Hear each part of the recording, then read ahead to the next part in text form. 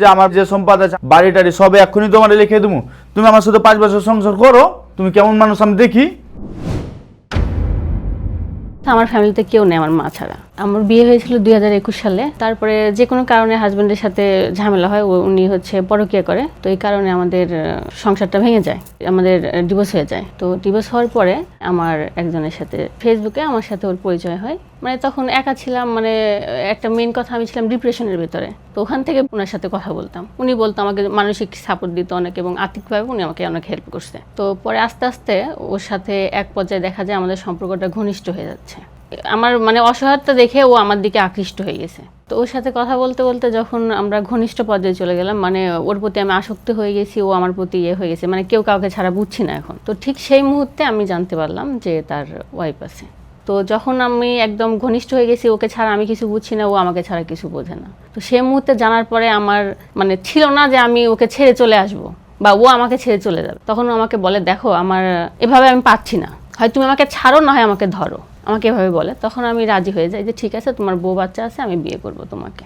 এরকম কোনো শর্ত দেন নাই তো যে প্রথম স্ত্রীকে ছেড়ে দিতে? হ্যাঁ, এটা ছিল, প্রথম স্ত্রীকে ছাড়তে হবে, এটা আমি ওকে বলছি, শর্ত দিয়েছিলাম। পরে ও চেষ্টা করছে ছাড়ার অনেক, কিন্তু তখন পারেনি। পরে চলে আসছে, বলছে আমি চেষ্টা করব। তো এই শর্তে আমাদের আস্তে আস্তে পরে বিয়ের কথাবার্তা হলো। যে আমি বললাম আমার যাওয়ার জায়গা ছিল না, তখন ও আমাকে বললো তুমি বাসা নিয়ে থাকো, আমি একটা বাসা নিয়ে দিচ্ছি তোমাকে, যতদিন বিয়ে না হয় আমি তোমাকে খরচ চালাচ্ছি। তো আমি ওখানে বাসা নেই এবং ঘরে ফার্নিচার টার্নিচার মানে বিয়ে হওয়ার আগে আমাকে কিনে দেয়। আমরা বিয়ে করলাম। তারপরে বিয়েতে আমার মা ছিল, ওনার ফ্যামিলি কেউ ছিল না, ও একাই ছিল। সংসার শুরু করলাম। বিয়ের পরপরই জানাজানি হয়ে যায়, সবাই জানে আমি কথা বলি ওর বউয়ের সাথে, ওর আমার শাশুড়ির সাথেও কথা বলছি। মানে সে জানাচ্ছে, সে মানে গোপন থাকতে চাচ্ছে না। আমি কখন জানালাম? আমি তো তখন ওর বউকে না, জানাই তুমি নাই। জানাইছো মানে তখন জানাই না ওর মানে সাথে যারা অনলাইন কাজ আছে না, করতো, আমি বলি ওর সাথে আমাদের যারা কাজ ছবি করতো, সমস্ত ছবি মানে দুজন থাইকে যারা তুলে অনলাইনে ছেড়ে দিচ্ছে। ওর সাথে যারা কাজ করে, ওরা ওর বাড়ির সাথে বাড়ি, ওরা বলে দিছে সবাই। আমার ফেসবুকে তুমি ছেড়ে দিছো, পোস্ট করতেছো, তো এটা দেখতেছে না মানুষ? হ্যাঁ, আর আমি বউ, আমি লুকায় থাকবো, এটা জানবে না? আমি যদি শুরু থেকে আমি গল্পটা বলি, তাকে আমি ফেসবুক থেকে আমি চিনি। ফেসবুকে যখন তার সাথে আমার পরিচয় হলো, যখন তার আমি ফেসবুকে ভিডিওগুলো দেখি, সে এত কষ্টে ছিল, মনে হচ্ছে সারা পৃথিবীর সমস্ত অসহায় লোক যদি একজন থেকে থাকে, সে আছে কষ্টে, এত কষ্টে সারা পৃথিবীর সমস্ত কষ্ট লোক সে একজন আছে। আমরা তো মানুষ, তার সাথে আমি যোগাযোগ করার যেভাবে হোক চেষ্টা করলাম সহযোগিতার জন্য, কিন্তু যোগাযোগ করার চেষ্টা করলাম, সে এত ডিপ্রেশনে ছিল, সে কিন্তু আমার সাথে যোগাযোগ করতে চাচ্ছে না, কিন্তু আমি চেষ্টা করতেছি যেভাবে হোক। তা আমি যাচ্ছি যে একটা মানুষকে মারা যাবে না, এই চিকিৎসা বাবদ যাবতীয় চুল মেকআপ যা লাগে সব আমি দিতেছি। এখন এভাবে একটা পর্যায়ে উনি বলছো আমাকে ছাড়া আর ওনার ইয়া নাই, আর আমিও তার প্রতি আসক্ত গেছি। আমি প্রথম স্ত্রীকে জানাইনি, কিন্তু আমি মানে তার দিকে এমনটাই হয়ে গেছিলাম, বিয়ে করে ফেললাম। বিয়ে হয়েছে আপনাদের কতদিন? আজকে 5 মাস। এর মধ্যে ওনাকে ডিভোর্স দিয়ে দিয়েছেন? আমাকে সে আজকে বাধ্য 11 দিন করছে। হচ্ছে ডিভোর্স। আমি তাকে কতবার বলছি, আমি তার পাটা ধরে বলছি দেখো তুমি থেকে যাও। পা শুধু ও ধরেনি, পা আমও ধরছি। ডিভোর্স দিলেন কেন ওনাকে? আপনার বিয়ের দেনমোহর কত? 1.5 লক্ষ টাকা। এখানে একটা প্রশ্ন আসতে পারে, হ্যাঁ। অনেকে এরকম চিন্তা করতে যে পারে যে মোহরের, এই যে কিন্তু প্রথম বিয়েতে আমার কাবিন ছিল 5 লাখ টাকা। নিয়েছেন? না, আমি 1 টাকা ওখান থেকে নেইনি। আমি নেইনি, আমি বলছি আমি নিব না। বিয়ে হয়েছে এখানে কত দেনমোহর? 1.5 লাখ টাকা। আমি এখান থেকে 1 পয়সা নেইনি। সমস্ত পৃথিবীর পুরুষ মানুষ না, কঠিন খারাপ মানুষ। এখন প্রথম স্ত্রীর কি অবস্থা? প্রথম স্ত্রী আছে, প্রথম স্ত্রীর ঘরে কয়টা সন্তান?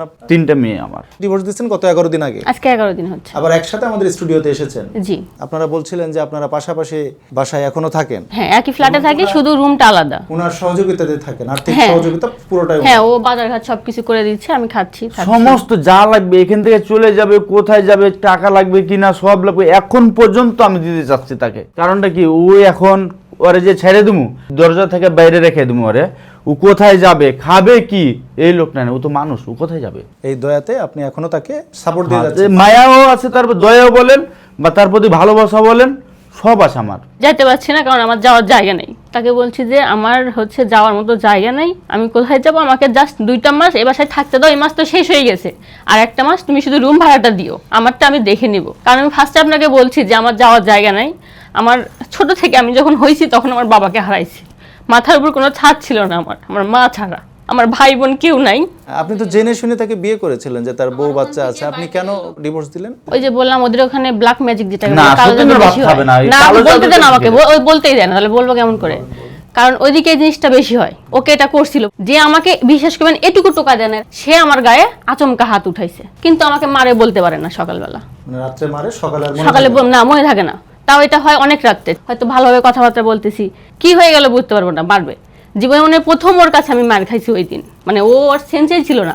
না আমি এরকম কিছু করি নাই। ওই দেখেন, হ্যাঁ হ্যাঁ, এটা ব্ল্যাক ম্যাজিক। এবং ওর ভাই যখন ফার্স্টে আমাকে এরকম করছিল, তখন ওর ভাইয়ের সঙ্গে আমার কথা হয়, তখন ওর ভাই আমাকে নিজে বলে, ভাবি আমার ভাইকে নিয়ে আপনি চিকিৎসা নেন।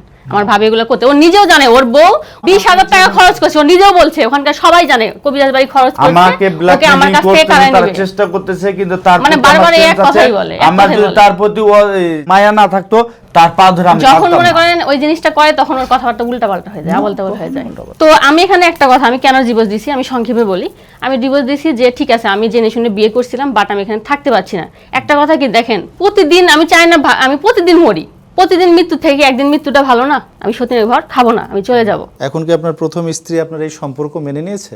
না, মেনে নিয়ে এসলো, নেয়নি। সে মানে এটা না। নাটক, সম্পূর্ণ নাটক না, ছিল মেনে এটা। নিয়ে এসলো, সে মানে নাই। সম্পূর্ণ নাটক আমার ছিল। পরিবার চাইছিল। তুমি কেন ঝগড়া করতে আসছো আমি সেটা বুঝতে পারছি, তুমি কেন আসছো এখানে আমার সাথে। যখন ওর রিলেশন হয়, তখন ওকে আমি একটা কথা বলছি, দেখো আমি ছ্যাঁকা খাইছি অনেক জায়গায়, আমি ছ্যাঁকা খাইছি, আমি এই জন্য পুরুষ মানুষকে আমি বিশ্বাস করি না। কারণ কি, আমার মাথার উপরে ছাদ নেই, আমাকে সবাই ঠকায় যে ওর বাবা নেই, ওর কেউ নেই, ওকে ওর ক্ষতি করলে তো মানে কারো কোনো আসবে না, কারো যাবেও না। তখন আমাকে বলে আমি সবার মতো না, আমি তোমাকে ভালোবাসি, তোমার মধ্যে আমি ভালোবাসা জাগাবো, আমি কেমন ছেলে তোমাকে দেখাবো।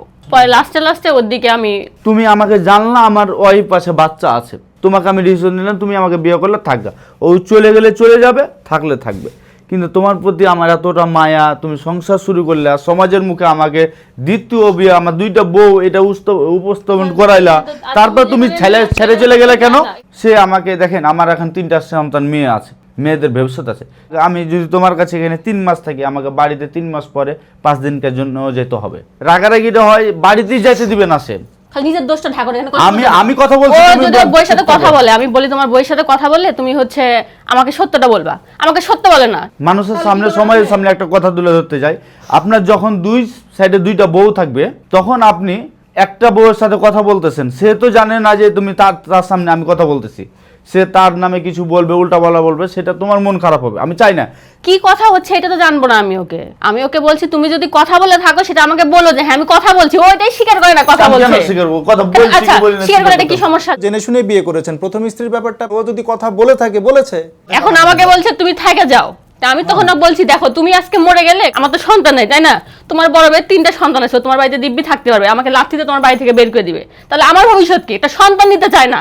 তারপরে আমি বলছি তাহলে একটা কাজ করো, তোমার বাসায় 4টা রুম, তাহলে 2টা রুম আমার নামে লিখে দাও, আমার ভবিষ্যৎ তুমি যদি মারা যাও আমি তো বাসায় টিকে থাকতে পারি, কারণ তুমি জানো আমার যে দাঁড়ানোর জায়গা নেই, আমার একটা জমি নাই, আমার মা থাকে ভাড়া বাসায়, আমি কই যাবো? তুমি বইয়ের কাছে 4 লাখ টাকা ক্যাশ দিয়ে রাখছো, তাহলে তুমি আমাকে কিছু টাকা দিয়ে হলে ক্যাশ দিয়ে রাখো তুমি। এখন মানে তুমি যাতে তখন না ছিল থাকো, খাইতে তখন পারছো যাতে না, আমি আসতে থাকি। পারছো না, এখন টাকা আর বাড়ি লাগবে। এটা বলছি যে আমাকে যখন রাখতে যাচ্ছে আমি তখন বাধ্য আমি বলছি, তাহলে একটা কাজ করো, আমাকে এটা করে রাখো। ডিভোর্সের পরে এই কথা হয়েছে যে তোমার যদি তুমি মারা যাও, সেই ক্ষেত্রে আমি বলছি যে ওর ভবিষ্যৎ আছে, আমার তো ভবিষ্যৎ নাই। না, ওনার তো ভবিষ্যৎ তো, আমি তোমার বিয়ে এটা করলাম বুঝেন নতুন। আপনি? আমি তোমার বিয়ে এটা তো করলাম কথা, নতুন, তো তুমি এখন কি নতুন বিয়ে করলে, চাইতেছো? তুমি যদি আজকে মারা যাও কালকে আমি কই যে ও যাবো? তাহলে আমি দেশে মানুষের উদ্দেশ্যে একটা কথা বলি, তোমার সাথে বিয়ে করলে আমি 4 মাস ধরে, এখন কি চাইতেছো যে আমার বাড়িতে যে সম্পদ আছে আমার ওয়াইফের কাছে, বাড়ি টাড়ি সবে এক্ষুনি তোমার লিখে দেবো, তুমি আমার সাথে 5 বছর সংসার করো, তুমি কেমন মানুষ আমি দেখি, তুমি তো আমার সাথে সংসারই শুরু করলে আজকে ধরো শুক্র 8 দিন, আমার তো এটাও প্রশ্ন হতে পারে, সেটা যদি বিশ্বাস না পায় তাহলে তো এখানে বিশ্বাসের উপরে সংসার টিকে, বিশ্বাস না থাকলে তো ও তাহলে ভালো কাজ করছে না, পাচ্ছে না ওই বিশ্বাস আপনাকে, এটাই সত্য। ওই যে আমি শুরুতে একটা বলে দিয়েছি যে তুমি উদ্যোক্তা হয়, আমি তোমার সাপোর্ট দিতেছি। ব্যবসার কথা বলছে, এর আগেও বলছিল, যখন টাকার কথা তখন টাকা থাকে না ওর। পরে বলে এখন টাকা নাই, পরে এখন আমার হাতে টাকা নাই, এখন যে আমি উনি যে চলে যাবে কোথায়, এই জায়গাটুকু নেই ওর, আমি কোথায় ছেড়ে দেবো? কারণ আমি যে ওর পিছু নিব না, কেন নিব না? ও যদি অসুস্থ হয়, ওর যত্ন নেওয়া, আমার তার দিবসে গেছে, তার প্রতি আমার কোনো অধিকার নেই, তাকে স্পষ্ট করা থুয়াও আমার অধিকার নেই, আছে নাই? তখন ওই মাথায় পানি ঢাল দেওয়া, তেল দেওয়া, সব আমাকে কি করতে হবে? কেউ নাই, যে মানুষটার পৃথিবীতে কেউ নাই, আমি কি করবো? এই মানুষটা কোথায় পালাবো? সময় আছে এখনো, বাংলাদেশের আইন অনুযায়ী 3 মাসের একটা সময় থাকে। এই সময়ের ভিতরে আপনারা আপনাদের জীবনে সঠিকভাবে পরিচালনা করার জন্য যে সিদ্ধান্ত নিলে ভালো হয় সেটাই নেবেন আশা করি। আপনারা আপনাদের যে পরিস্থিতি, এত জটিল পরিস্থিতি, এই জটিল পরিস্থিতি থেকে পরিত্রাণ পাওয়ার সহজ কোনো উপায় নেই। আপনারা যে সিদ্ধান্ত নিয়েছেন, যেভাবেই নিয়েছেন, আমরা খালি এতটুকু বলতে চাই, যাই কিছু করেন, অতীত যা কিছু হয়ে গেছে, ভবিষ্যতে যেন আরও নতুন করে কোনো ভুল আবার করে না বসেন। আপনি এখনও তার সহযোগিতা নিয়েই চলছেন।